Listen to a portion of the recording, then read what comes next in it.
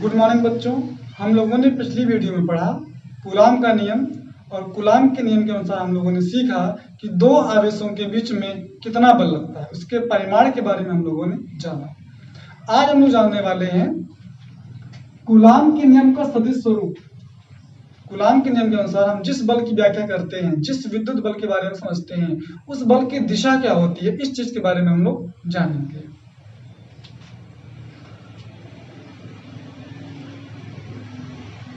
हम मान लेते हैं कि हमारे पास दो आवेश हैं, Q1 और Q2, दोनों धन आवेश हैं। दो धन आवेश क्रमशः Q1 और Q2 हैं, जो एक दूसरे से r दूरी पर रखे हुए हैं। तो बच्चों, इन दोनों आवेशों के बीच एक बल लगेगा और वो होगा प्रतिकर्षण बल, की दोनों आवेशों का चिन्ह समान है। इस आवेश पर Q2 आवेश के कारण लगने वाला बल जो होगा उसकी दिशा यह होगी, और इस आवेश पर लगने वाले बल की दिशा ये होगी। तो हम मान लेते हैं आवेश Q1 के कारण आवेश Q2 पर लगने वाला बल, इसको हमने मान लिया, ये है F21। Q1 के कारण Q2 पर लगने वाला बल, इस पर भी मान लेते हैं। हमने मान लिया Q2 आवेश के कारण Q1 आवेश पर लगने वाला बल वो है F12। इस बल की दिशा इधर की ओर है और इस बल की दिशा इधर की ओर है। और बच्चों, इन दोनों बलों का जो परिमाण है वो आपस में बराबर होता है। किन्हीं भी दो आवेशों के बीच जो भी बल लगता है वही बल इस पर भी लगेगा और वही बल इस पर भी लगेगा, यानी दोनों आवेशों पर बल का मान समान होता है, परिमाण समान होता है, परंतु दिशाएं भिन्न भिन्न होती हैं। हम लोगों ने पिछली वीडियो में सीखा F बराबर कितना आ गया था, 1/4πε0 के इंटू Q1 Q2 बटे में r²। अगर हम मान लें इन दोनों आवेशों के बीच में केवल वायु या फिर निर्वात है तो k का मान 1 हो जाता है, इसको हटा देते हैं। ये हम लोगों ने जाना था। अब आज देखने वाले हैं इन बलों का परिमाण क्या होता है। तो देखिए बच्चों, आवेश Q1 के कारण आवेश Q1 के कारण Q2 पर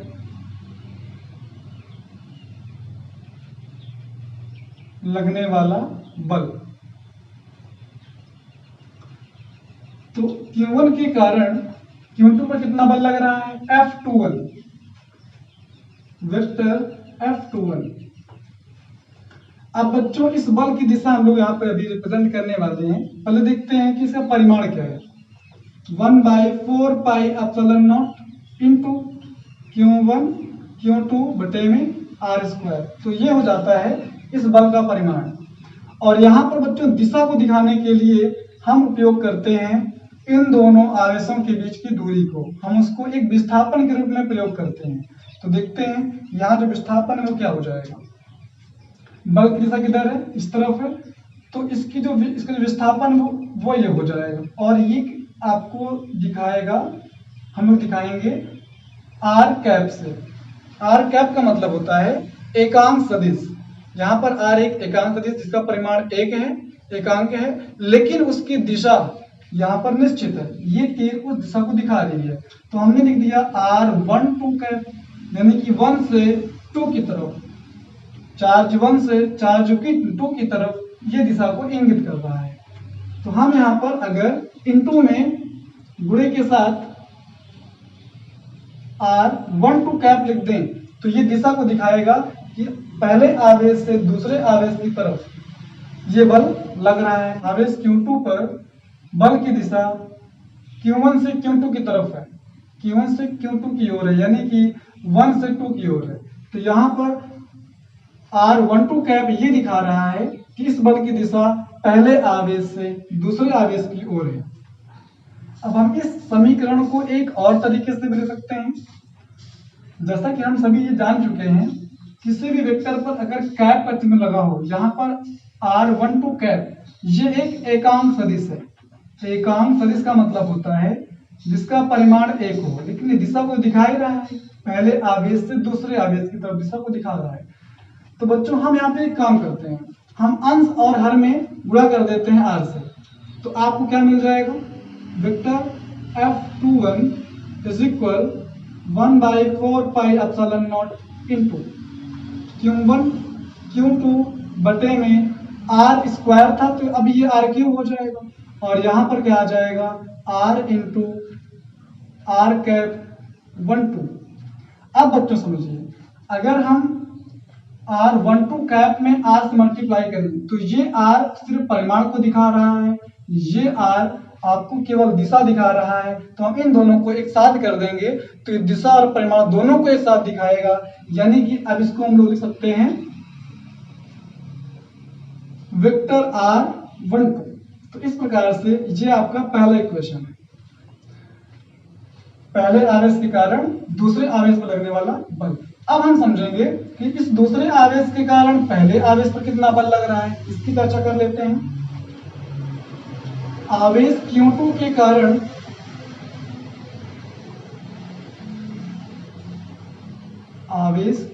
कारण Q1 पर लगने वाला बल। तो बच्चों ये क्या हो जाएगा, अब यहां पर देखते हैं, इस Q2 आवेश के कारण इस Q1 आवेश पर कितना बल लग रहा है, वो लग रहा है F12। हमने इसको मान रखा है पहले आवेश पर लगने वाला बल, किसकी वजह से, दूसरे आवेश की वजह से। तो अब यहाँ पे समझते हैं क्या हो जाएगा, F12 वेक्टर F12 बराबर, अब ये क्या हो जाएगा, तो परिमाण क्या होता है 1/4 pi epsilon not into Q1 Q2 आपका बल का परिमाण यही होगा, बटे में आपका आ जाएगा r स्क्वायर, और इंटू में। अब यहाँ समझते हैं इस बल की दिशा को कौन निरूपित करेगा, ये बल किस दिशा में लग रहा है, इस दिशा में लग रहा है, यानी कि पहले दूसरे आवेश से पहले आवेश की ओर लग रहा है, तो यहाँ जो बल की दिशा है ये हो जाएगी इस तरह से,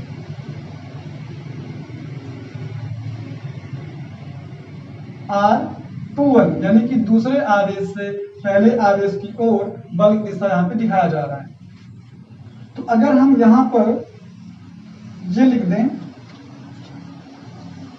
R21 कैप, अब फिर से वही मतलब हुआ, कैप का मतलब है कि इसका जो मान है, इसका जो परिमाण है वो एक है, ये R12 कैप सिर्फ ये दिखा रहा है कि बल की दिशा दूसरे आवेश से पहले आवेश की ओर, यानी इस तरह से है। अब हम इस इक्वेशन को भी सेम इसी तरह से हम लोग चेंज कर सकते हैं। अब देखिए चेंज करते हैं, क्या आएगा, vector F12 is equal 1/4 pi epsilon not into Q1 Q2, यहाँ पर हो जाएगा r क्यूब, यानी कि हम अंश और हर में r से फिर से मल्टीप्लाई कर देंगे। अगर हम अंश में मल्टीप्लाई करेंगे r से तो ये क्या हो जाएगा, R21 कैप इंटू r, ये r दिखा रहा है परिमाण को, ये परिमाण को दिखा रहा है, यानी कि यहां से यहां तक की कितनी दूरी है ये दिखा रहा है, और ये दिशा को दिखा रहा है कि किस तरफ ये बल लग रहा है, 2 से 1 की ओर ये दिखा रहा है। तो इन दोनों को जब हम मिला देंगे, दोनों को मल्टीप्लाई कर देंगे तो ये दिशा को भी दिखाएगा और परिमाण को भी दिखाएगा, और इसको हम एक साथ लिखते हैं तो कुछ इस प्रकार से लिख देते हैं वेक्टर r, और ये क्या है 21। अब इसमें परिमाण और दिशा दोनों आ जाती हैं। तो बच्चों इस प्रकार से हमें यहाँ पर पहले आवेश पर लगने वाला बल भी मिल गया और दूसरे आवेश पर लगने वाला बल भी मिल गया। दोनों का परिमाण एक समान है, लेकिन बच्चों फर्क क्या है, फर्क क्या समझते हैं, आवेश Q1 पर लगने वाला बल कितना है, आवेश Q1 पर लगने वाला बल कितना है F12, दूसरे आवेश के कारण पहले आवेश पर लगने वाला बल। तो बच्चों ये बल पूरी तरह से, ये बल, इसको हम इक्वेशन 1 मान लेते हैं और इसको सेकंड, ये बल पूरी तरह से इस बल के बराबर है, लेकिन यहाँ पर दिशाएं अलग अलग हैं, जो हो गया। और दूसरा बल हमारे पास है F21, दूसरे आवेश पर लगने वाला बल F21, वेक्टर F21। तो यहाँ बच्चों इनकी दिशाएं क्या हैं, भिन्न भिन्न है। इसकी दिशा क्या है, F12 की दिशा क्या है Q2 से Q1 की तरफ और F12 की दिशा है Q1 से Q2 की तरफ, Q1 से Q2 की तरफ। तो यानी कि दोनों की दिशाएं क्या है, विपरीत है। तो बच्चों अब ये बात हम लोग समझ लेते हैं कि कूलाम के नियम में इन दोनों आवेशों पर लगने वाले बल का परिमाण समान होता है। पहली चीज परिमाण समान होता है, उसके साथ साथ यहाँ पर एक चीज और कॉमन है, इनकी दिशाएं हमेशा भिन्न भिन्न प्रकार से होंगी, इनकी दिशाएं हमेशा अलग अलग होंगी। एक की दिशा पूर्व में है तो दूसरी दिशा पश्चिम की तरफ होगी। तो प्यारे बच्चों, नोट्स बनाने के लिए अब आप इसकी स्क्रीनशॉट ले सकते हैं।